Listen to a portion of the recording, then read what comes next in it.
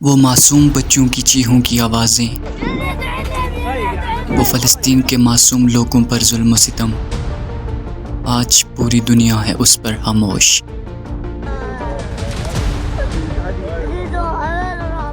دوستو، یہ کنفلکٹ تو بہت پرانا ہے، جہاں پر اسرائیل اور فلسطین کے درمیان کچھ تھوڑی جگہوں پر جاری رہتا تھا، لیکن حال ہی میں یہ کنفلکٹ بہت بڑھ چکا ہے۔ یہ بات ہے 7 اکتوبر 2021 کی صبح 6:30 پر، جب اچانک ایئر سٹرائک سائرن بجنے لگتے ہیں پورے علاقے میں۔ کچھ ہی دیر بعد راکٹ برسنے لگتے ہیں اسرائیل کے شہر پر، اور ہزاروں کی تعداد میں اسرائیلی مارے جاتے ہیں۔ اسرائیلی ڈیفنس فورس اسٹیمیٹ کرتی ہے کہ تقریباً 2200 راکٹ فائر کیے گئے، لیکن حماس کہتا ہے کہ ہم نے 5000 راکٹ فائر کیے۔ آخر حماس نے یہ راکٹ کیوں فائر کیے تھے، اور یہ کرنٹ سچویشن کیوں پیدا ہوئی، اور اتنی کنفلکٹ کس طرح پیدا ہو گیا، یہ سب کچھ جانیں گے آج ہم اس ویڈیو میں۔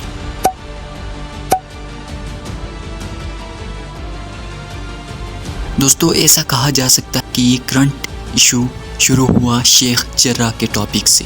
یروشلم میں شیخ جرہ ایک نیبرہڈ ہے۔ یہاں پر کئی فلسطینی کے لوگوں کو آرڈر دیا گیا کہ اپنا گھر چھوڑ کر جائیں۔ ساتھ ہی کچھ رائٹ ونگز ایکسٹریم جوز نے بھی کہیں ریلیاں نکالی یروشلم کے نیبرہڈ سے، جہاں انہوں نے نعرے لگائے ڈیتھ ٹو عربس۔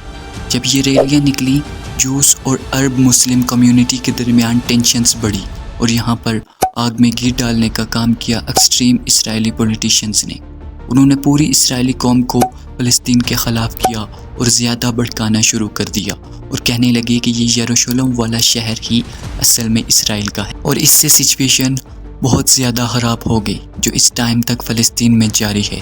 اور اسی 7 مئی کو فلسطین لوگوں نے پروٹیسٹ کر رہے تھے کہ ایسا نہیں ہوگا، اور اسرائیلی اپنی پالیسی چینج کریں، اور یہ پروٹیسٹ وائلیشن میں بدل گئے۔ دوستو، زیادہ ٹینشنز تب پیدا ہوئی جب 10 مئی 2021 کو ہی اسرائیلی پولیسی الاقصی مسجد میں داخل ہوئی، اور اسرائیلی پولیس اور فوج الاقصی مسجد میں داخل ہو کر ان فلسطینیوں پر ظلم و ستم کرنے لگے۔ وہاں پر فلسطین لوگوں پر بلٹس فائر کیے گئے، اور اسرائیل کی طرف سے ان معصوم فلسطینیوں پر بہت ظلم کیا گیا۔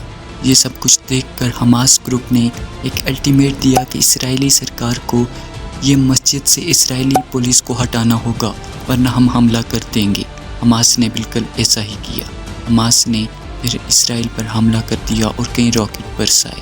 اس پر پوری دنیا تو خاموش ہے، لیکن حال ہی میں ایران نے ایسی پالیسی اپنائی جس سے اسرائیل کو وارننگ مل گئی کہ اگر اس نے فلسطین لوگوں پر ظلم و ستم ختم نہ کیا تو ہم اسرائیل کو پوری دنیا کے نقشے سے ہی مٹا دیں گے۔ یہ تھی آج کی انفارمیٹیو ویڈیو۔ ملیں گے ایسی انفارمیٹیو ویڈیو کے ساتھ، تب تک کے لیے دیجیے اجازت۔ اللہ نگہبان۔